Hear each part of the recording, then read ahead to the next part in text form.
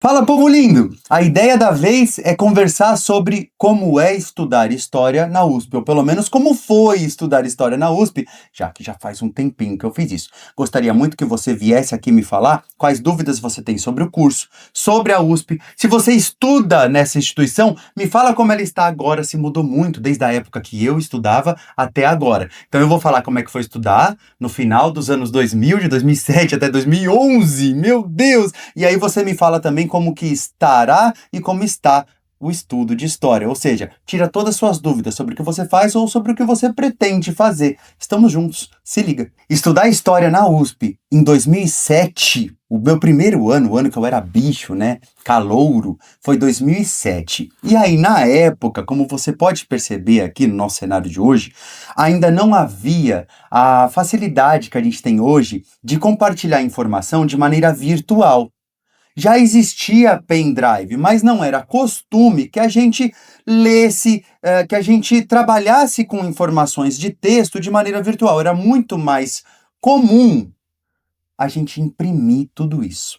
Então, as empresas de xerox da época ficavam lotadas. No começo dos semestres, faziam grandes filas, porque algumas pessoas, assim como eu, quando eu podia, eu já imprimia todas as apostilas daquela matéria, daquela disciplina, do semestre inteiro e encadernava. Quando eu não estava assim muito bem, não estava muito dinheiro na carteira, aí eu ia imprimindo apostila por apostila mesmo, ó, essa eu vou ler, então essa eu vou imprimir, essa eu não vou ler, essa eu não vou imprimir, e ia nessa correria. Então, se você olhar todo esse papel e falar assim, caramba, não é tão ecológico, né? Tudo isso, imagina, cada estudante com esses quilos todos de papéis, realmente, era um outro mundo, e eu espero que a gente evolua em relação a isso. O fato é que, pelo menos, eu guardei toda essa papelada para eu ter sempre esse registro, para não só por carinho, mas também para trabalhar, né? Às vezes a gente tem uma referência que, mesmo sendo antiga, ela é muito boa, ela é um clássico. Por exemplo, As Origens do Pensamento Grego. Isso foi passado para mim pelo professor Norberto, né, de História Antiga, e até hoje esse livro, com certeza, ele é uma ótima recomendação. Então, o curso de História ele é bacana porque ele tem uma certa permanência na sua relevância. O que você estuda, mesmo que faça alguns anos, ainda continua tendo validade. É claro que eu preciso me atualizar. É claro que eu preciso entender se aquilo que foi escrito que era um clássico foi já debatido ou não. Mas o fato é que, na maioria das vezes, a gente tem documentos aqui primários de 500 anos atrás, 1000 anos atrás, 2000 anos atrás, e esses documentos permanecem em validade, beleza? Então eu vou falando coisas da realidade aí de estudar história e você vai me dizendo o que faz mais sentido e o que não. Por exemplo, uma dificuldade é que algumas das apostilas, elas vinham em outros idiomas. Essa aqui, por exemplo, está em espanhol. Mas às vezes vem apostila em inglês, vem apostila em francês. Então, um grande choque quando você entra na universidade, seja a USP, acredito que em outras também, é que não vai ter mais professor conferindo seu caderno. Não vai ter mais professora querendo saber se você está acompanhando ou não. Não é mais essa a realidade, não. É um universo de conhecimento que se abre para você e você vai ter que ir atrás. Você vai ter que se virar. Então, aqui eu tenho algumas disciplinas que eu tenho muito carinho, por exemplo, História do Brasil Colonial. Então, a gente tem História do Brasil Colonial 1, História do Brasil Colonial 2. Depois vem História do Brasil Independente 1, História do Brasil Independente 2, História da América Latina Colonial, História da América Latina Independente.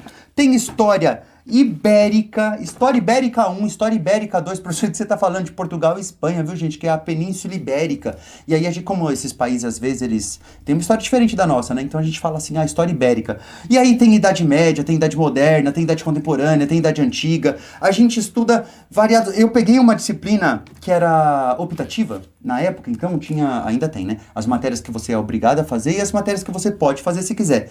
E eu peguei uma aqui que era sobre a cidade de São Paulo, porque eu sou da cidade de São Paulo, ó o calhamaço, para eu entender melhor a minha própria cidade, e adorei. Recomendo fortemente que você estude história a partir do microespaço, né? Do seu bairro, e aí depois do bairro à cidade, você vai, é um outro movimento, é diferente de estudar do mundo para dentro, de fora para dentro, de dentro para fora, sabe? Então tá, além dessa questão da grade curricular, que vai agradar mais ou menos, dependendo da disciplina. Tem disciplina que não é fácil. Tinha uma, vou desabafar.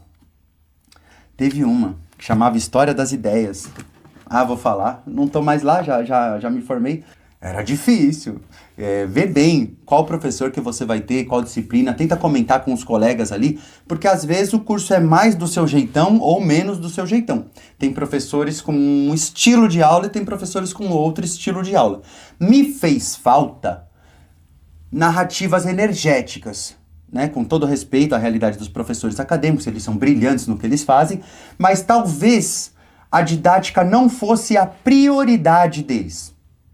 Talvez, e tudo bem se for isso, a prioridade deles seja a pesquisa. Então são excelentes pesquisadores.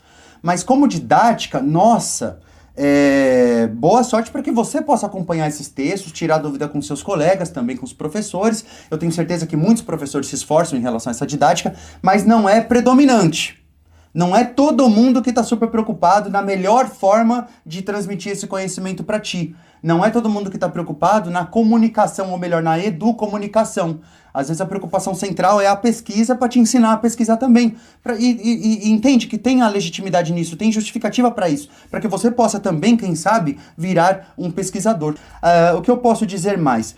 Não está aqui você vê muita questão do conteúdo. Mas tem uma coisa que não cabe aqui nesse vídeo, que eu acredito que é o principal, eu acho que vale até mais do que o conteúdo, polêmica de novo, que é a vivência. Vivenciar a faculdade, né?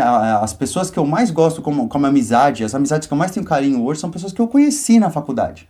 Então a faculdade, ela vai te trazer gente nova, ela vai te trazer ideias novas. Eu me considero uma pessoa bem menos ruim do que antes, sempre tentando melhorar, mas a faculdade me trouxe pessoas que me possibilitaram ver o mundo de um jeito tão melhor do que eu via. Eu vim de escola pública, filho de borracheiro, então eu não conhecia a cidade de São Paulo, eu não conhecia ideias diversas, então a faculdade para mim foi assim, nossa, dilatou minha pupila. Certo? Fez eu conseguir enxergar o mundo de um jeito muito novo. É claro que até assusta de tanta novidade, né? Você se abre para esse mundo e esse mundo ele é sem controle, né? Tá fora do nosso controle.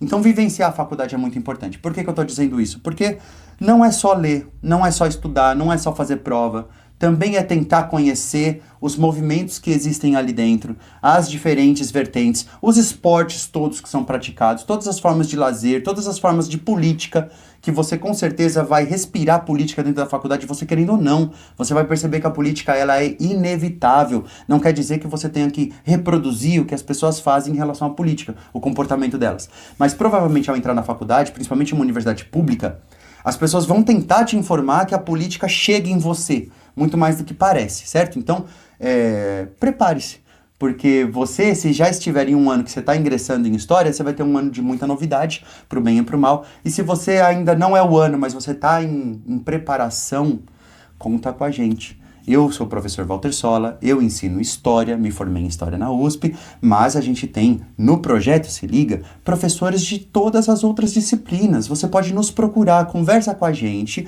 e a gente vai te indicar o que a gente puder para você conseguir chegar no seu objetivo, que isso é o mais legal de trabalhar com educação. Então aqui a gente teve só um grãozinho de arroz do que é o mundo das universidades. Eu só falei de uma experiência pessoal, individual. A universidade ela é muito maior do que eu, do que você, porque ela é uma instituição que já existe antes da gente nascer e vai continuar depois da gente partir. Então é muito legal que a gente troque ideias para poder viver esse momento da melhor maneira possível. Então se você estiver se preparando, que seja um bom preparo, se você estiver vivenciando a faculdade, que seja lindo, viva as universidades públicas do Brasil, conta com a gente pro que der e vier, um beijo no coração e até o próximo vídeo.